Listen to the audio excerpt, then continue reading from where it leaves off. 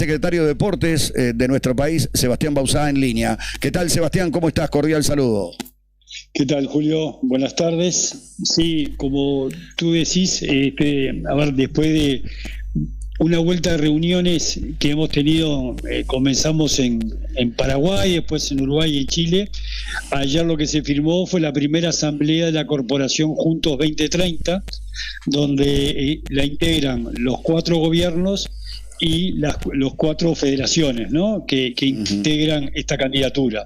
Uno de los requisitos que tenía la FIFA era que fuera un solo candidato. Por lo tanto, eso fue lo que se logró, se firmó la corporación, se hizo la asamblea, se nombró un secretario ejecutivo que va a llevar adelante todo el tema comisiones, porque a partir de ahora hay 2 áreas para trabajar, ¿no? Por un lado, hay varios temas que nos importan muchísimo a los 4 países, para mostrar que podemos llegar a organizar un mundial, y no es solamente la infraestructura de los estadios, que en el caso de Uruguay podrían ser 2 estadios, sino algo que dentro de la agenda en el gobierno uruguayo está, ¿no? Digo, se están arreglando más del 70% de la carretera, se están haciendo muchos puentes, se están tratando de acomodar 6 puentes internacionales, 6 aeropuertos internacionales.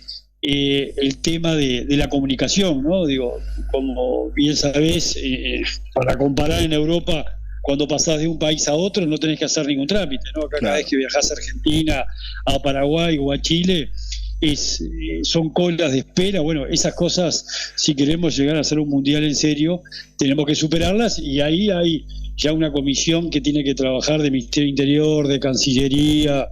Por eso te decía, ¿no? Hay trabajos intergobierno, y por otro lado, lo que tiene que llevar adelante la federación es que hacer lobby para conseguir los votos, ¿no? Claro, ¿y cómo estás, Seba? Vos tenés experiencia, fuiste presidente de la Asociación Uruguaya de Fútbol, participaste de organismos internacionales, tenés experiencia mucho en este tema, y a nivel internacional, bueno, también tuviste una experiencia muy importante. ¿Qué visión tenés del tema sobre las posibilidades reales que podamos llegar a tener un campeonato del mundo en el 2030? A ver, la verdad te digo que ayer, cuando hicimos esto en la AFA, de alguna manera lo decíamos, ¿no? En la mesa está el primer campeón del mundo, Uruguay, cuando organizó el primer mundial en 1930, y el último campeón del mundo, donde en el evento estuvieron los campeones de las 3 copas que tiene, porque ayer estaba gente del cuerpo técnico que había trabajado con Scaloni. Y por otro lado, Argentina, la verdad, está haciendo mejoras importantes, que tal vez va a ser el país que tenga más estadios, ¿no?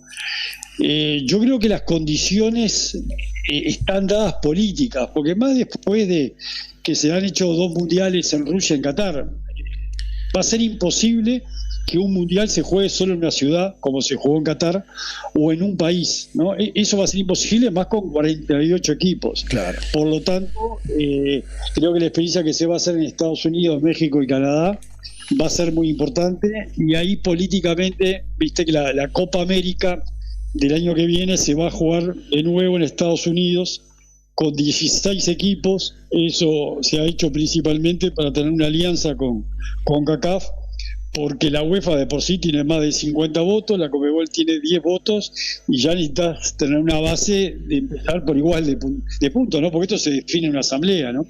Fuera que cumplamos 100 años, que sea un centenario, que de alguna manera, como se dice, la FIFA tendría que venir a festejar donde se hizo el primer mundial. Esto es por votos, y también es por infraestructura. Nosotros pensamos que Uruguay tenemos que realizar un mundial, como se llama ahora, sustentable, ¿no? Es decir, no dejar después un elefante blanco que nos sirva, ¿no? Y no te hablo solamente del estadio. Yo creo que el Estadio Centenario, nosotros tenemos un proyecto que lo vamos a presentar, que se ha hecho un llamado de ideas con arquitectos. La idea es que tenés que bajar el piso por lo menos 3,5 metros para darle más pendiente y recuperar las plateas Olímpica y América y las taludes Ámsterdam y Colombes, para poder llegar al aforo de 80.000 personas, ¿no? Claro. Que ahí estaríamos, sería el cálculo que nos dieron, andaríamos en 75.000 personas, así que a lo mejor habría que poner un aro más en la América. Eso es una obra importante, pero es una obra, yo lo hablaba con Donofrio, el expresidente de River, la obra que se hizo el estadio de River, que algo muy parecido, donde se bajaron varios metros, donde se han hecho casi 2 pisos, viste que hubo recitales el año pasado, sí. se hicieron más de 10 recitales que recuperaron el 50% de la inversión de lo que fue la reforma del estadio, ¿no?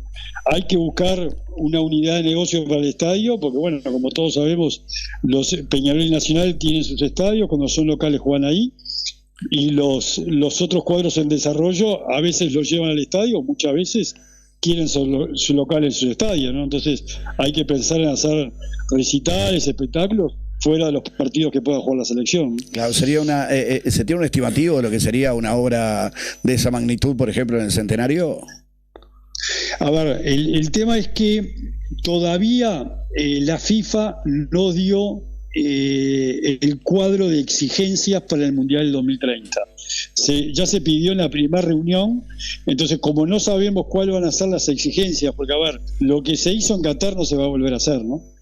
Un mundial no es solo plata, ¿no? Claro. Y eso es un poco lo que nosotros peleamos, ¿no? Peleamos que en esta región es donde realmente hay una pasión del fútbol, ¿no? Lo que se vivió en Qatar es imposible volver a repetir en esta zona. Y si Uruguay no hace un mundial en el 2030, hay que olvidarse de poder hacerlo de nuevo, ¿no? Creo que en ese aspecto FIFA se tiene que dar cuenta, pero como no tenemos todavía cuáles van a ser las exigencias y no se ha hecho una licitación pública, sí un estudio que se hizo ya cuando tuvieron las finales de Libertadores y Sudamericana acá en Uruguay. Se hizo un cateo para ver hasta cuándo se podía bajar el campo de juego y ver la inclinación que se tenía que hacer para no perder la visibilidad que tendrían que tener las plateas y los taludes, pero no tenemos números finales, ¿no? También se habló de la posibilidad de hacer un estadio nuevo en Maldonado, ¿puede ser? No, a ver, mi idea, sí. En marzo vamos a tener reunión con los directores de deporte de todo el país y después para pasar al Congreso de Intendentes es presentar la propuesta como lo hicieron otros países, ¿no? Como lo hizo Estados Unidos en este Mundial del 26, como lo está haciendo España pensando en el 30, y ahí está, por supuesto, Montevideo incluido, ver qué departamento le interesa de alguna manera ser sede del Mundial. Sin interesarte, y seguro que le va a interesar a muchos, ¿no? Pero va a haber exigencias e inversión para hacer, ¿no? No solamente aeropuerto, hotelería, accesos, hay mucha cosa, ¿no? Hay que ver, aparte, qué estadio se puede recuperar de los que tenemos, pero pensar en un estadio en cero, hoy por hoy no es que esté planteado. Ajá. Habría que ver si hay algún estadio que está en Montevideo, ¿no? Hay que decirlo bien claro, ¿no? El campeón del siglo, claro.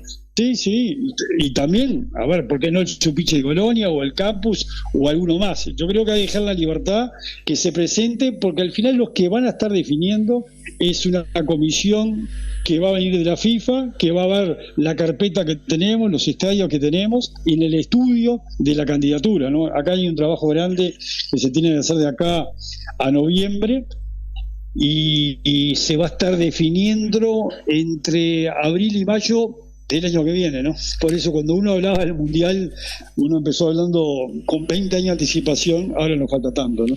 Entre abril y mayo del año que viene ya se establece quién va a ser la sede del Mundial del 2030. Sí. Y en noviembre de este año se cierran las candidaturas. Las candidaturas. Hasta el momento, ¿quiénes son los aspirantes, Sebastián? A ver, los únicos que pidieron ese cuaderno de exigencias fuimos nosotros y España y Portugal. ¿No Arabia Saudita, por ejemplo? Todavía la FIFA no ha llegado a nada, esa es la información que tenemos nosotros. Correcto. Creo que podrán presentarse, hablan de Marruecos, hablan de una candidatura que es rara porque serían 3 países de diferentes continentes, ¿no? Entonces, pero por el momento son esas 2 y sabemos porque, bueno, hubo contacto con la gente de la UEFA y España y Portugal, que hace poco tiempo se habló de Ucrania, que nos parece la verdad extraño. Primero, Ucrania no tiene límites con España y Portugal, y segundo, Ucrania lamentablemente estos días está está en plena guerra. Un año de guerra, ¿no? Entonces digo, la verdad que es raro la candidatura de Ucrania. Sí, el 24 de febrero se cumple lamentablemente ya un año de la guerra entre Ucrania y Rusia. Lo otro... Son esas cosas que está acostumbradas. Sí, ni que hablar. Sebastián, a ver, explícame un poquito eso porque no lo tengo bien claro. ¿Cómo se decide después? ¿En asamblea cuántos votos necesitas? ¿Cuántos votos hay? ¿Cómo es la cuestión? A ver, de los 211 países que forman parte de la FIFA, sí, en el supuesto caso que fuéramos 2 candidaturas, ahí es pelo a pelo, vamos a decir, el que tenga más votos ganaría, y en el caso que presenten 3 candidaturas, los 2 primeros van a la segunda fase y con la mitad más 1 pasás a organizar el Mundial. Correcto. Bueno, ¿algún otro tema sobre este en particular que por ahí no te consulté, que consideres importante? A ver, no, pero yo creo que hay que tomarlo como un proyecto país, ¿no? Pienso que organizar un mundial, pero con una mentalidad de generación de trabajo para todos los uruguayos. Vos viviste lo que fueron las finales de la Libertadores, vas a decirme, sí, no tenía mucho que ver. Pero bueno, acá lo que fue hotelería, restaurantes, sí, en una semana explotó saliendo de la pandemia, ¿no? Digo, vos has vivido muchos mundiales y sabés lo que mueve el turismo desde que sos candidato y desde que organizás, ¿no? Es un desafío muy lindo. Y después como región, ¿no? Lo hablábamos con el ministro de Deportes de Argentina, de Paraguay y de Chile. Muchas veces en mesas como el Mercosur no se llegan a acuerdos. Y a veces el fútbol logra estas cosas, ¿no? Digo, que por hacer un mundial podamos tener ¿no? El tema de migración, el ingreso, porque si no haces eso, el mundial no lo puedes hacer. Totalmente de acuerdo. Sebastián, no quiero perder la oportunidad, más allá de que sé que tenés compromisos, de hacerte una pregunta. Sí. ¿Cuál es tu opinión acerca de las elecciones en la Asociación Uruguaya de Fútbol y particularmente de su presentación como candidato a la Asociación Uruguaya de Fútbol, de quien era el subsecretario o de quien es el subsecretario de la Secretaría de Deportes, que en este momento ha pedido licencia, de Pablo Ferrari? Sí, la verdad, Julio, si no me equivoco, el viernes pasado, no el otro, habíamos estado reunidos acá en la Secretaría. Terminamos a las 6 de la tarde y él a las 7:30 me llama, que lo habían llamado algunos clubes para ser candidato de la Asociación de Fútbol.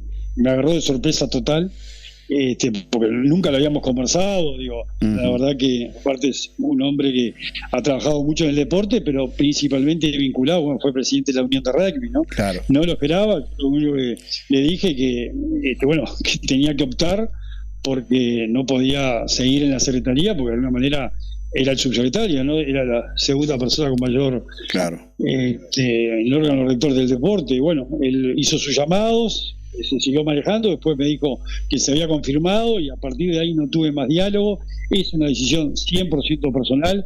Yo quiero dejar totalmente la Secretaría de Deporte aparte, porque bueno, nosotros de alguna manera no controlamos directamente las elecciones con el Ministerio de Agricultura, así que no queremos de alguna manera dañar la imagen de la Secretaría, ¿no? Pero es una decisión de Pablo Ferrari de ser candidato y bueno, esperemos que pasen las elecciones de la mejor manera, después vemos cómo seguimos. Muy bien, bueno, te agradecemos mucho la gentileza como siempre, Sebastián, gracias por estos minutos. Dale, muchas gracias, Julio, y saludos a los oyentes. Un abrazo. Ahí estaba el secretario de Deporte de nuestro país, hablando precisamente del lanzamiento en la jornada de ayer en Ezeiza, en Argentina, hablando de los pormenores y fundamentalmente qué rápido que pasa todo, ¿no?